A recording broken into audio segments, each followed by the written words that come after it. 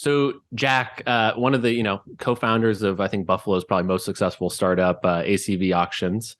Um, he is a longtime angel investor. I've actually had multiple founders tell me that like that's the guy, that's the marketplace angel investor, and so that was kind of your reputation preceded you before I got to know you. But he's also the founding partner of Far Out Ventures, which is a pre-seed and seed stage fund looking at investing in companies that are far out.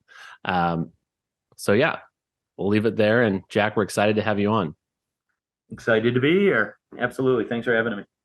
Jack, I just checked the domain name for the marketplaceangelinvestorguy.com is available if you like that name. I'm a big fan, as Colin knows, of anything theblankguy.com is usually pretty catchy. That one might be a little long though. Hey, look, it wouldn't be the first one I bought and kind of tucked away. So Yeah. I'll look at that after this. Thanks.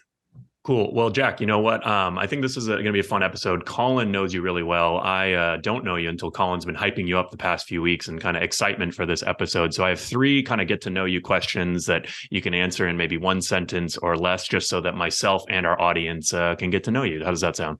Awesome. All right. So, Jack, how many angel investments have you made this year, or do you plan to make?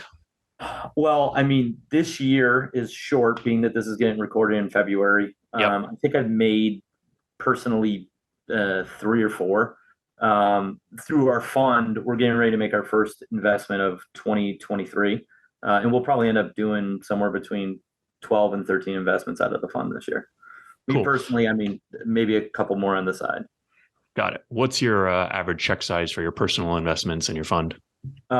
Personally, I think historically, when I was doing a lot of angel investing, I think it was averaging around 75,000. But that was everything from 10K checks up to $1 million checks. I've kind of sunsetted angel activities. I moved into the professional world of being a VC. Those checks are pretty tight band between 4 and 500K. Ideally, it's an amount of capital that allows us to secure about 5% of the business. So, and since we're in the pre-seed and seed realm, depending on the stage of the company, somewhere between, I guess I would say 3 to 500K. Cool. And last question, what type of startups do you look for and what stage? And I'll keep kind of asking you personal versus fun, because that's sort of one of the reasons why we wanted to have you on is about that transition. So yeah, what type of startups and what stage? I mean, personally, I'm a lot more agnostic to what the business is. So, I mean, it's got to chime with something I can either support or have experience in, like marketplaces or vertical SaaS, or something I really care about, like sustainability or, the improvements in, the healthcare system, right? That's personally. As part of the fund, we're a lot more strict. It's all B2B, it's all vertical SaaS, but again, a focus on marketplaces. Both personally and on the fund, I'm pretty geo agnostic, but I will definitely say I have a soft spot in my heart for places there's a disparity between like the IQ around venture and the access to venture and the talent that's providing stuff. Mm-hmm. So I'm from Buffalo. We have that disparity there. I actually am sitting in Boise, Idaho right now. There's that disparity here. So you will find me in cities like that and investing in places like that. And is that part of the thesis with Far Out as well? Just kind of in the name is going to places where there's capital constraints, essentially. I mean, the TLDR on it is, I founded a company and we had an awesome company, but didn't really know how to play the game. And because of that, we were successful, but took, look, every founder is worried about dilution. And I typically say, don't worry about it. But, as a co-founder of my company at the time we went public, had I not taken any secondaries, I would have owned less than 1%. So it was pretty severe. And I think there's just a disparity, right? There's like this information asymmetry does not benefit founders, yet the founders are the ones creating the new world. I mean, VCs are just supporting it, right? So I look at it as an opportunity to be able to come in and say, hey, look, you might be Mike Tyson, I'm Cus D'Amato, I'm going to help you be great. And part of that is telling you, look at my scars. I've done this before. Here are the connections. Like, we're going to do this the right way. I'm going to make money. You're going to make money. And then someday you're going to become me. So that was the whole idea of Far Out. I mean, they got to be big dreams and big ideas, right? This is venture. So I'm not looking for 2 or 3 extra turns. But on the same note, it needs to be, the founding team and the leadership team need to be people that, actually are going to do awesome things afterwards. So I wouldn't call it double bottom line. I would just say I do a lot better with people that have the right heart and the right mindset to go along with the right vision. No, that's really helpful to think about. So we've gotten a little bit into your journey, but I'd really like to go back to like the early days of your angel investments. I know you've made, it sounds like 100 plus angel investments. Yep. But I'd like to kind of go back to those like early days. What, tell us about your journey there and maybe some of like the hard earned lessons that you got there.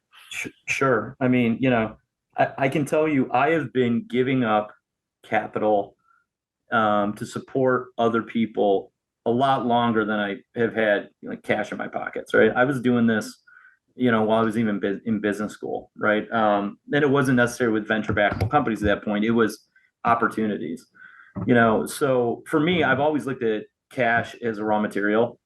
It's like lumber or like steel or like anything else. It just so happens I can spend some of it and get a steak or get on a plane or drink a beer. But so I've always looked at it as a complementary resource. So for me, angel investing has always been around really being able to, bolster or support where I want to put my time. So, it's like the whole point is I can, Colin, you got a company, I can help you, but like I can't, me helping you is not going to pay your mortgage. So it's like, hey, look, like what resources do you need? Do you need me? Do you need my connections? Do you need my capital? And it's funny, a lot of times angels, I think, miss out on the fact that like it's a type of investing where you could be influential. I keep nothing in the public markets because I can't call up Coca-Cola and tell them what they're doing I don't like. And maybe I'm got an ego, you could say that, but I also think that, I come from a good place and have a ton of experience. I've personally invested in over 120 companies. Through Far Out, we've done 13 bets already.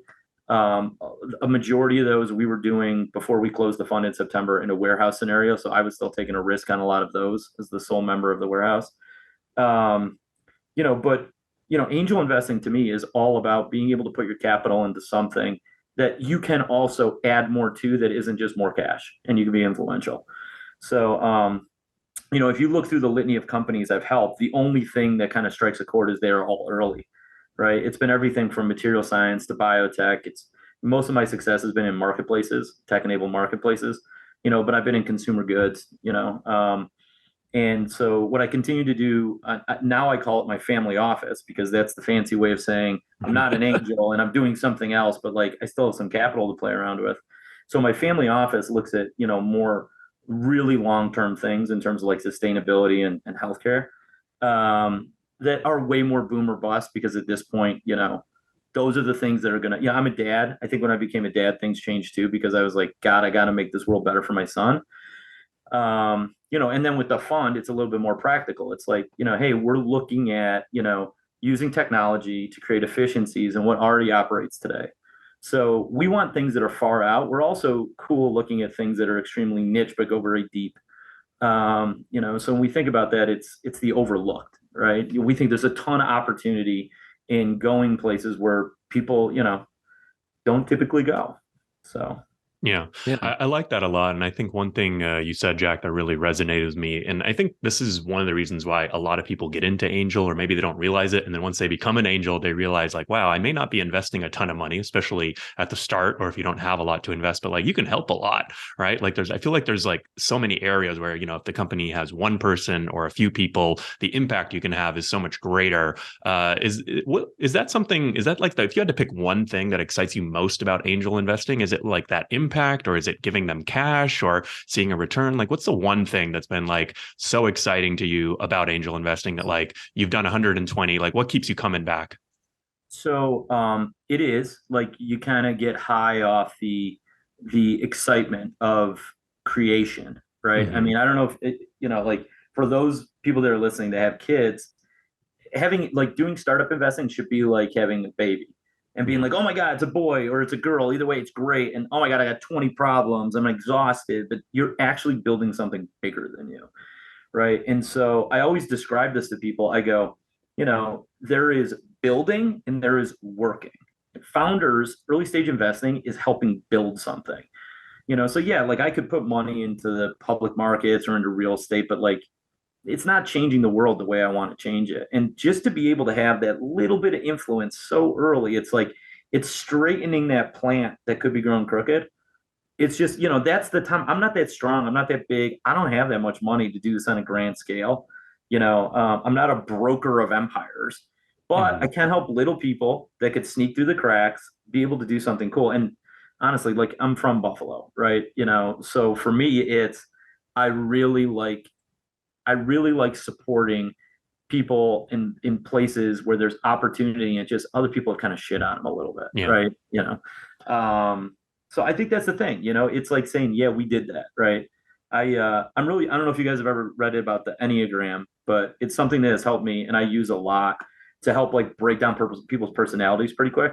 And I happen to be an 8 on the Enneagram, which is like a challenger. So I naturally look to like liberate opportunity and create not necessarily equality, but equanimity across things. So for me, I love angel investing because the places I do it are places where, the equality isn't the same, right? Like, I think we don't get to pick where we're born. We honestly don't get to pick, our IQ. We don't get to pick our race. We don't get to pick any of that stuff. But, I've kind of gotten super lucky and I'm trying to give that luck back to maybe redistribute some of the good stuff in places where it isn't already happening. So the cool thing about angel investing is if you do, like, you lose all your money a lot, but when you do it, you at least feel good about it, right? If I go to the casino and lose my money, I'm like, man, screw those guys. Well, I'm the one that's bad, right?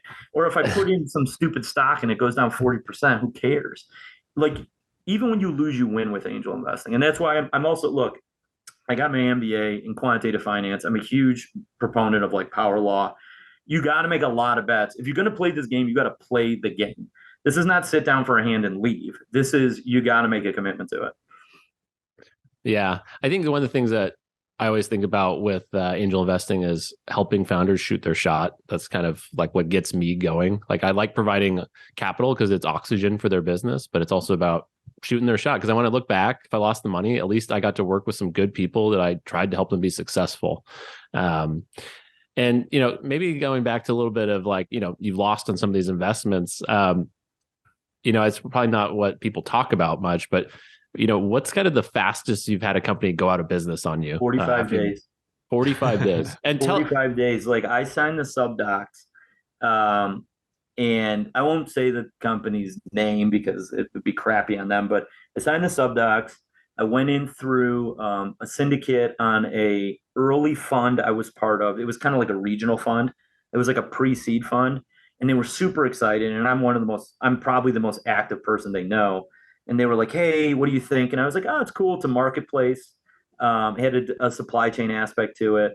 I was like, I'll throw in 25K. And then they called me back and they're like, can you put another 10K in so that the syndicate can do 100K? I'm like, sure.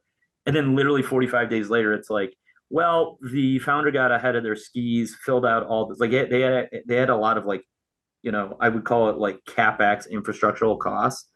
And they thought their year was going to be so much bigger than it was as a seasonal business. And they're underwater. I still don't understand what happened.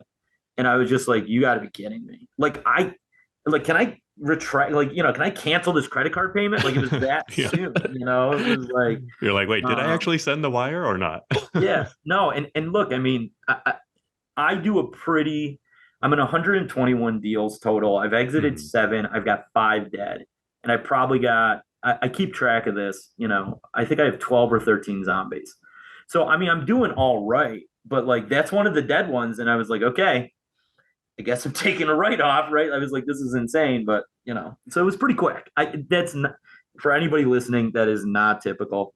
Please, like, I think it's a good topic though, because I mean, along that note, right? I feel like a lot of the advice you might see or hear when it comes to angel investing is almost like, I feel like people maybe over-index, like, you should expect to lose your money. Do you think people getting into angel investing, like, is that the expectation that they should have? Is like, hey, you're gonna lose all your money? Like, that doesn't seem like I know the reasons why I did it, but I wanted to make money. I didn't expect to lose all my money. I hoped that I would make some money, but what expectations should people have going into angel investing? What's realistic in your mind? So if you make 1 bet, you're going to lose it. If you make 5 bets, you're going to lose it.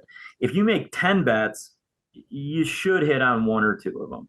If you make 100 bets, you should hit on 10 or 20 of them, right? But like, it's just like, I tell people like this, right? It's like, imagine there's like a bucket and it's got 90 ping pong balls in it and 10 golf balls, right? Like the golf balls make money, the ping pong balls don't. So you stick your hand in, you grab something. The first thing you're going to grab is probably going to be a ping pong ball, right? It's not going to be a winner, right? But if you go into that bucket enough, and again, I'm like, you could be stupid and go on Angel List and be like, oh, this is trendy, this is cool, right? Like if you're diverse and if you're good and you are fishing in a pond that has fish in it, like you got to make sure there's some actual winners in there. You'll eventually start hitting. You will, now, I always tell people there's two ways. I use this fishing analogy a lot. You can either be a great fisherman in a pond that doesn't have that many fish and come home with fish. You could be a crappy fisherman, but be in a spot where there's so many fish, there's nothing you can do and come home with fish, or you could be both. You just can't be neither. Mm-hmm. So, I tell people you got to make a commitment to do, I think if you're going to cut one check, you have to cut 10. And they should all be the exact same size. One of my big mistakes is when I had money, the checks were big. When I didn't, the checks were small. And the truth is like, you shouldn't be, as an angel, you shouldn't be ratcheting expectations. You don't know, right? Yeah. I've done 120 investments. I still don't know. I know enough to do a venture fund and be smart enough to put some other people around me that we all make decisions together and follow a process and look at data and stuff like that. But I still don't know. The majority of this industry is luck. Except with angel investing, you can influence it. It's the reason why, like, I'm in a ton of funds. I think every single one of them has at least one operator as a managing partner in it. An operator who's like been there, done it, grown the kind of business that's in it. So I'm not in some of the big funds that are professional investors, like the Bessemers and guys like that. And I bring them up because they back my company. But I am in the funds like NFX where it's like, you talk to James Courier and you're like, holy cow, this guy's done it, right? Like he's not talking to me out of something he learned in a book or read on a spreadsheet. Like he's sweat bullets. He's had to not take a paycheck, and there's lots of people like that. I mean, James happens to be a guy I look up to and admire a lot of the work he does. So look, I mean, angel investing in itself, you make a bet, you're going to lose it. So really sit down, make sure you got a spouse, your spouse is in on this too, because they're not going to like it when you cut 3 checks and then you're taking 3 write-offs, but I will tell you what, like if you look at the data and the statistics, if you take a large enough portfolio bet, there is not a type of investing that will have an average overall return higher than venture, and that's over, and maybe in a given year. Yes. Yeah. If you did all your investing in 2001, 2002 doesn't look great, because the prices went down so much, but diversify over time. I tell people, if you're going to angel invest, start by going into a fund, even if it's a small regional fund, and learn for a year or two, because you're going to put money in and then you're going to learn and you're going to see them do stupid things. But you put 250 grand into a fund, it sounds like a lot of money, right? But let's say that's usual, like for the fund I got, if you're a high net worth, right, that's what our stated minimum is, but in those situations, it's like, well, crap, like we're going in over 60 companies. So you're really only putting like 4 or 5 grand in on each company. You can't go cut 60 checks of 4 or 5 grand. So it's a way to learn. And then the best way to do it is start by sidecarring, get into a syndicate, get into a fund, let them do the work. And then from there, you can be like, oh, okay, this is really cool, right? Like I believe in the circular economy. I believe the future of work is going to change this way, and get some thesis, get some belief, get some religion around it, and then bet on your religion. Yeah, I like that a lot. I mean, I think the one of the mistakes I made early on is sort of, when I was cutting checks, I would say, okay, I'm going to do 10K for this one. Oh, I like this one a little bit more. I'm going to do 20K. I like what you said about doing the same size check. And on the time horizon piece, do you think people, new angels or, beginning angels, should they go in with an expectation like, hey, I'm going to cut checks for 1 year or 2 years or 3 years? Because I think that's the other tough part about angel. Like you don't really know how you're doing for 7 to 10 years, right? Or do you? Yeah, well, I mean, knowing how you're doing and being able to benefit from it are two different things, right? Got it. And look, you can angel invest in companies that are 6 months away from IPO. So there is the liquidity aspect to it, right? How long until I can actually do something? Look, you're going into pre-seed and seed. The data says that you're going to be in that company 6 to 7 years if it's successful. The only way you're not is if it sells too early. And maybe you make your money back. Maybe you make a small multiple. Maybe you get a fraction of it, in which case it wasn't the way it was supposed to be, because that's not the way venture is, or you lose it. Those are the only two other outcomes. So what I tell people is take an approach. Yes, don't. And look, it depends where your source of capital is. You're a doctor making 500 grand a year. All right, you're going to be a doctor 5 more years. Okay, then take that approach. If you're, if you're a laborer and won the lottery and made $1 million, okay, still take that same approach. It's just, look, I'm guilty of having money burn a hole in my pocket. No, there's not a person that knows me is not going to say that. Because I have this belief, life's short, it can end at any time. So why not fire all your guns at once when you fire them, right? That's not the approach you should be taking as an angel. I do think, I would say, look at what people do. Funds typically have 4 to 5 year investment periods. Think about you running your own fund. I'm going to do this over 4 to 5 years. What's the capital I'm going to have over 4 to 5 years? Am I going to have 100 grand, 200 grand, 500 grand, $1 million? If all my bets are going to be the same, the only thing I would say is, like, the earlier the company, like most funds allocate somewhere between 20 to almost as much as 50% for follow-on. Some go even bigger. Think that, hey, when I have a winner, you get outsized returns by continuing to bet on winners. So say, hey, look, I'm going to do, let's say you got 100 grand. I got 100 grand. I want to do 20 bets. So, where can I make a $5,000 investment? Maybe as a sidecar into an angel group I'm in, maybe on Angel List. But you got to get diversity. You got to get diversity of where the company gets selected from. You got to have, you got to do some contrarian things. Maybe you say, hey, look, on 100 grand, I'm going to do 15 bets with 5 grand, and I'm going to keep 50,000 for follow on. I might put into one deal. I might put into 2. I might put into 5, whatever, and then run a process. This is an experiment, right? And run it like an experiment. Have a hypothesis. I run everything like an experiment. And because of that, it's the only way you're going to get better, right? Like, I had the gift of, our company IPOing, in 2021. And I started my first secondary really in 2019. So, I mean, it's coming up on, I was 35 going on 36. So I was young, right? What's the average life expectancy of a man, that lives in the US at my age, 82, mm-hmm. Right? So, I basically was like, all right, I got 45 years, something like that.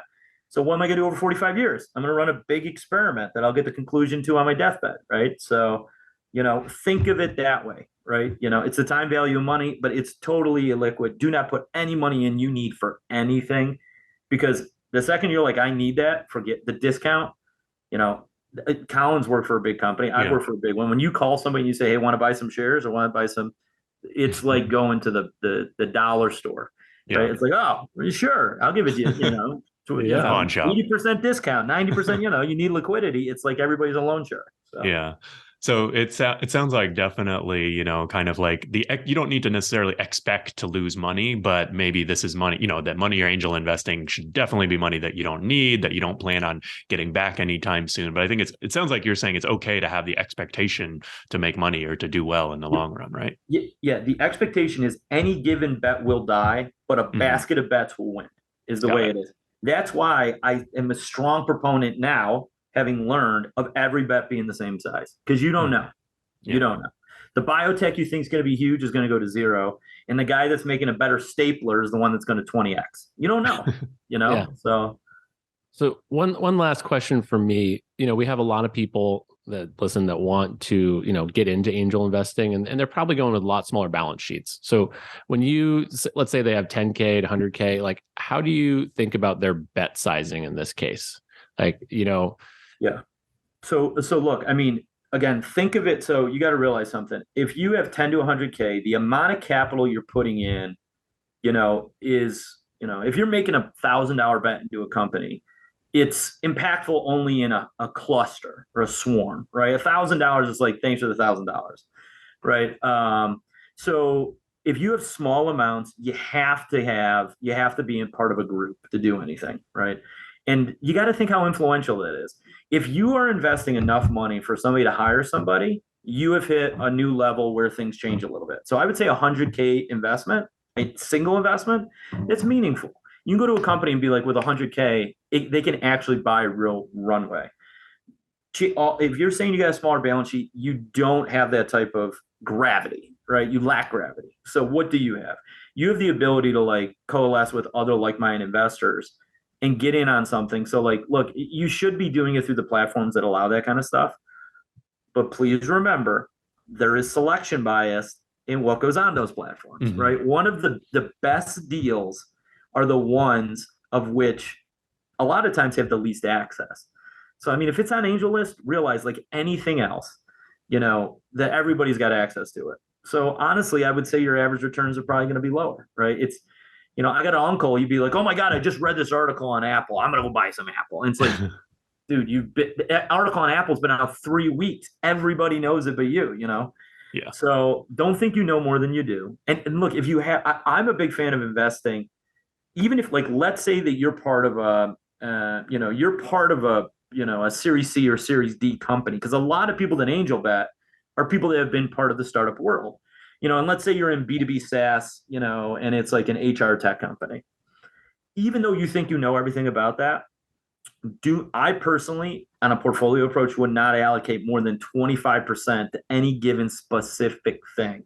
Even if you are the smartest person in the world on that, don't do it. Just don't do it, because like you got macroeconomic trends, you've got industry-wide trends that end up sinking things. The same way, I tell everybody, I've got my degree in quantitative finance from Simon. And they go, what do you do with stock? I go, well, I don't own any public companies, but if I did, I'd own the biggest Vanguard 10 million, cap, because I don't know. You know what I believe? I believe that like the rich are going to get richer and inflation is going to drive things up. And I can outpace that slightly by having the most diversified portfolio possible.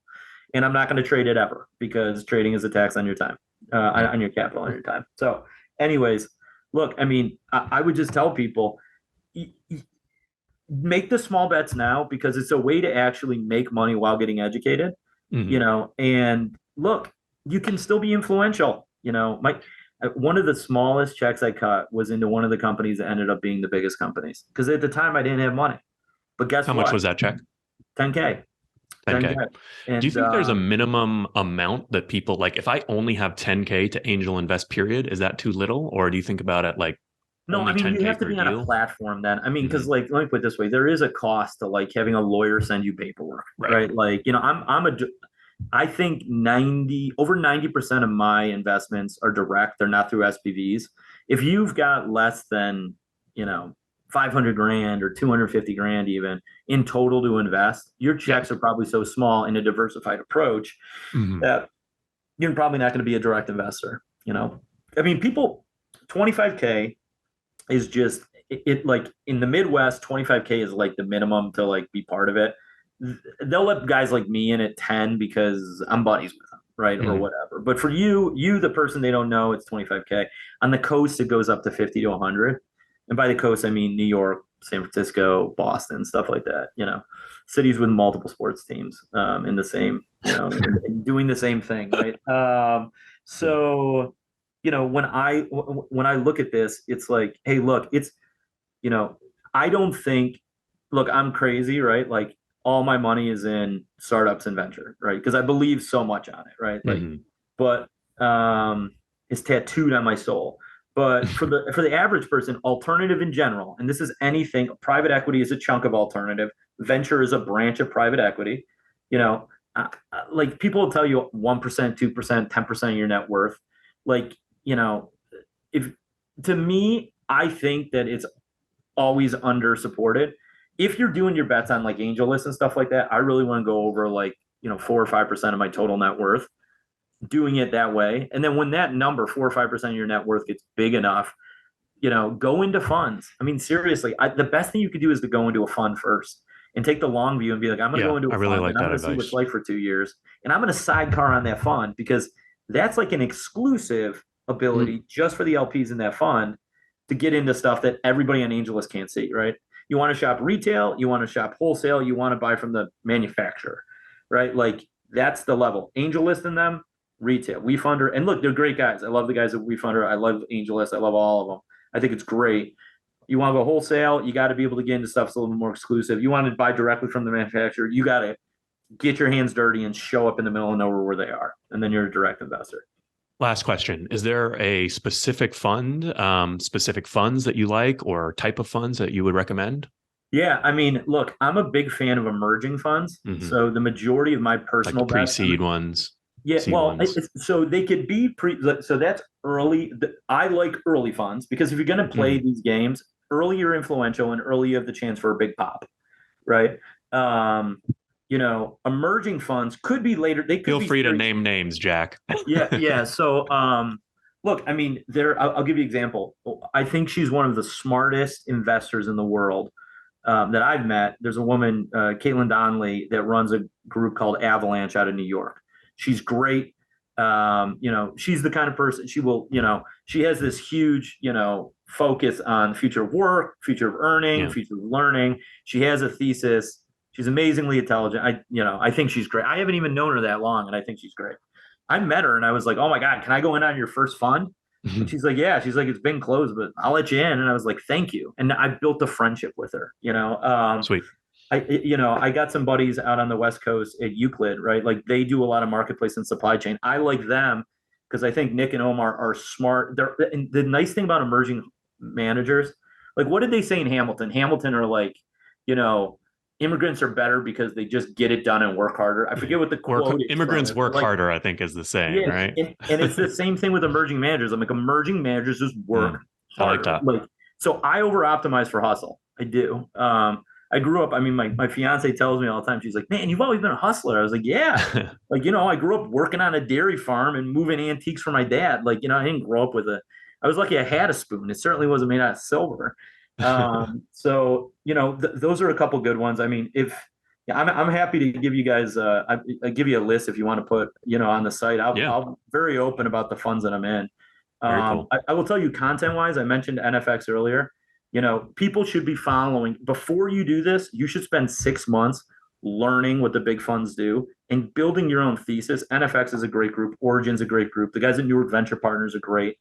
There's a litany of I could spend a whole hour telling you why I love all the people that I'm at. Cool. So they're all great.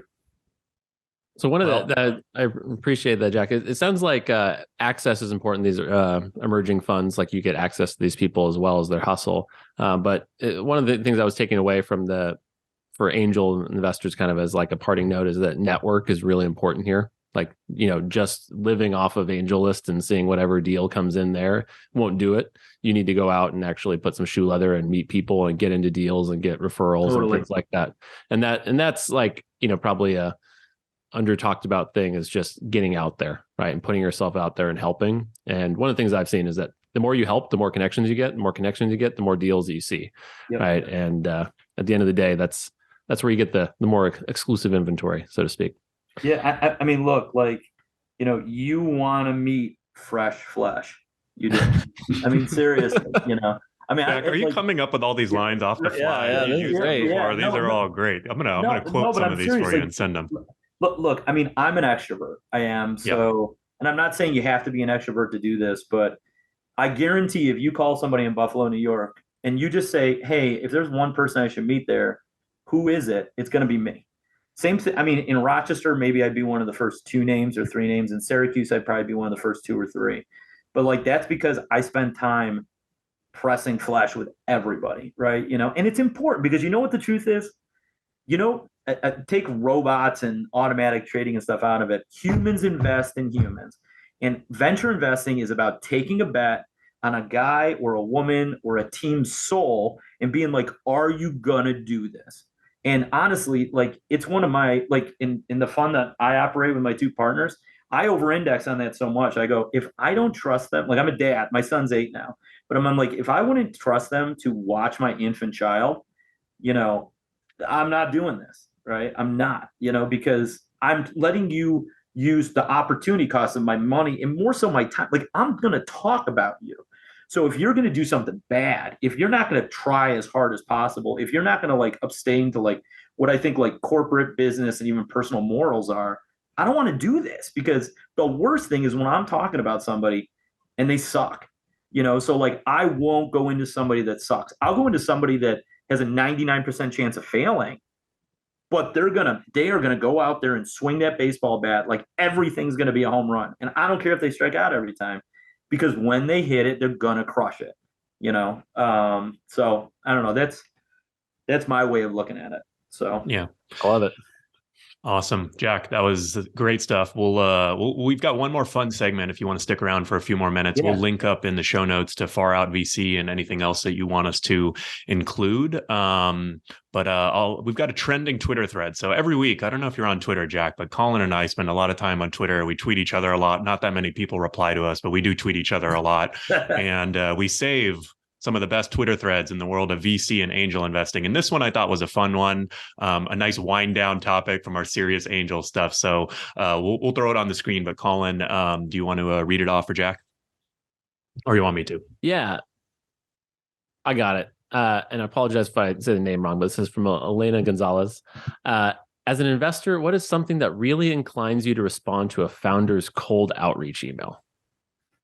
Okay, so I live in Buffalo and I'm a rabid Bills fan, right? Mm-hmm. So it's something that if you get an email from me, it probably says "Go Bills" on the bottom of it. I mean, look, I love football. I do. I love community more. And if you have not been to Buffalo and you do not know how just like almost, it's literally rabid, it's like fervor, right? It makes you feel like this must what it feels like getting off a ship in Normandy or like a Viking going into war. It's literally what it feels like, right?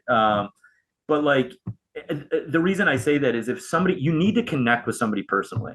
Like if you wrote me an email and said, my aunt loves going to Charlie the Butcher and, and I've got a company, I've never been to Buffalo myself and I live in San Diego and I'm working on something you've never even been in.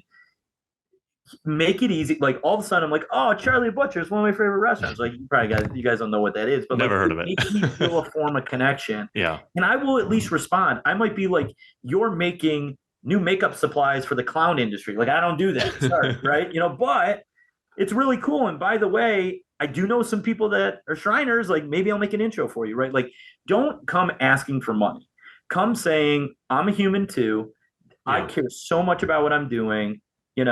If it looks like look, it sucks because like you're trying to hit as many people as possible, right? I'm trying to email 1,000 people. Okay, no, don't. Like try and be thoughtful. And honestly, the best thing you can do is get a referral through somebody else, right? Like I'm doing this podcast with you guys. I mentioned a couple VCs that I know. So if somebody pinged me on LinkedIn and was like, hey, I heard your podcast. I'd love to meet Caitlin. I've read some of her stuff. She seems really cool. I'll be like, hey, Caitlin, what do you think about this? And all of a sudden, they'll have met her. And honestly, they'll have met me by way of it anyways. So make it easy for me too. Don't send me a giant slide deck. Say, I'm solving this problem. If it's at all interested to you, let me know. And that's it, right? Keep it super simple, but find a way to connect with me. Like I actually am on no social besides LinkedIn, which is funny for a tech guy. I get called like, an old Luddite a lot, but, for me, it's like find a way to connect to me. And like I respond to stuff on LinkedIn. I do. I'm not one of these guys where you have to know my email to get on it. It means I get inundated with like fake chat bots from Russia, probably, and I'm like, this person does not look like that they're from, the same town Nebraska. As me. Like the background looks like they're, somewhere, another planet. But just try and find a way to relate, and honestly, look, VCs are like anybody else. Honestly, like we see a ton of stuff. Some of us are good. Some of us suck too, right? Like, and don't get enamored with anybody. The truth is, as a founder, you got to be a stick of dynamite and take the path of least resistance to get the outcome that you need.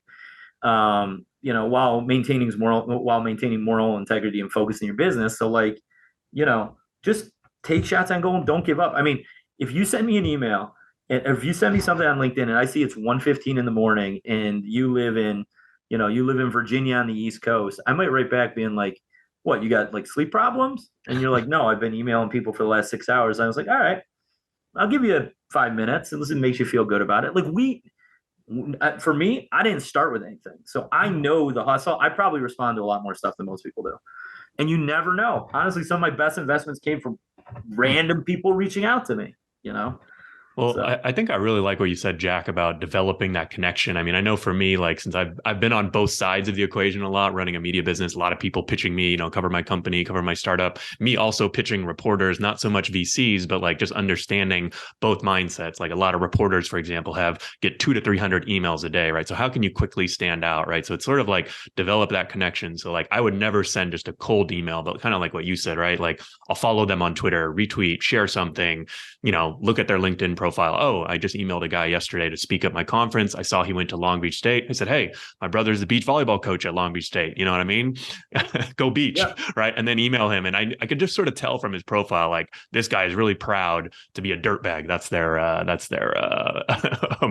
what do you call it? nickname. Yeah. Nickname, So I definitely like that. I'm going to read off Colin's answer, and you grade Colin's reply to this tweet. He said, if the numbers look good and are at the top, I might bite, but generally I like a warm intro. What do you think about Colin's reply, Jack? Look, I mean, it sounds like a guy that follows a process and probably has gotten a million people reach out to him, and I don't think there's look, if you ask me what it takes to get me to invest, right? I'm a numbers guy. I personally need something that's got some kind of a lot of numbers associated with it. You heard me talk about scientific method on this. You heard me talk about I went to a quant school, right? Like I care a lot about the people, but like if there's no numbers, you're just going to be my best friend. You're not going to be an investment for me. And there is a difference there, right? And look, I think everybody gets their own, right? I mean, my guess is if I search around on the dark web, I can find something interesting about Colin that maybe I could use to incentivize or blackmail him. And that's another way to do it. But I mean, the point is like, just be a human. For me, just be a human being. Don't be Chat GPT. Maybe Chat GPT's talking to me. I have no idea. Right? I haven't even used the thing. But just be real. Be real and be like, hey, you know what? Like if I post something on LinkedIn, read it and be thoughtful. And I'll respond to people that are contrarians like, hey, you know what? I've never angel invested, but this sounds stupid and this is why. If it's professional and put together and written well, I'll say something to it. But if it's like, oh my God, you're the best, love you, 12 hearts, I'm like, all right, I don't need this, right? All right, so no emojis. Noted. No emojis. Yeah. On this subject of we all get pitched a lot, right? And I've been doing a lot of syndications lately, and so I've been reaching out to investors and angel investors. Like I'm trying to get to know people too. Like I want people to come in and help companies that I'm trying to help fundraise for, essentially, right? As like a GP of a syndicate. So it's like a numbers game as well. But I think one quick little story on that kind of related to this is that I was on Twitter. I saw someone like one of my tweets. I checked them out. They followed something else, specifically the company I was raising for. And I went and just DM'd them and said, hey, I saw you liked my post. And you like this company. Like, let's connect. And the person responded, what's that company? And then I was like, well, actually, here's the company and what they do. And he goes, oh, that's super interesting. And honestly, it was one DM. Fast forward a couple of days, they wrote a $25K check to the syndicate. Yeah. And I was like, to me, it was a reminder that like you're one DM away from success. Like it's literally one DM away from making some small talk, some like connection and getting in there. So I think that we can. I gotta go send some DMs, guys. I'll be back. Yeah. No, but look, I mean, you're right on that. I mean, it's shots on goal. It comes down. I mean, you obviously got to aim. You can't just slap the puck around. Like it's not necessarily, you got to aim for the goal, but I mean, it's totally shots on goal. And, and there needs to be relatability. Like if somebody said to me, hey, I went to whatever, I went to a reasonably good school and I left a reasonably good job, but like, I'm 100% all in on this. And to this point, and you basically get a sentence to hook me, right? I'm like a fish. If it doesn't catch my eye, I'll bump it as I swim by, right? And you don't want to try and catch a fish by throwing the hook in the side of it. You'll be starving really quick, right? You got to get them to bite. So it's got to be good, and it's got to be interesting. And I index, you could show up every day and be creative and witty and work hard, and like they will hit. They will. I'm sure I've overlooked people that have done the same thing because it is a probability game, but it'll eventually hit. Yeah. Well, Jack, I really appreciate you taking the time with us. Some of the core things I've heard from you is really about skin in the game, hustle, like really showing up and you want to support those people. And I think, Perry and I feel similarly about the bets we make in angel investing. And really, I think for all angel investors out there is they want to invest in things they can believe in, people they can believe in, and things that ultimately aren't just the money, right? Because like you said, money is a commodity. But at the end of the day, if we can all invest our time and effort into making something successful and it's also monetary gain from it, that is just even better, because success is best when shared with everyone. So, all right. Absolutely. Thank you so much for having us, Jack. Thanks for being on. We had him.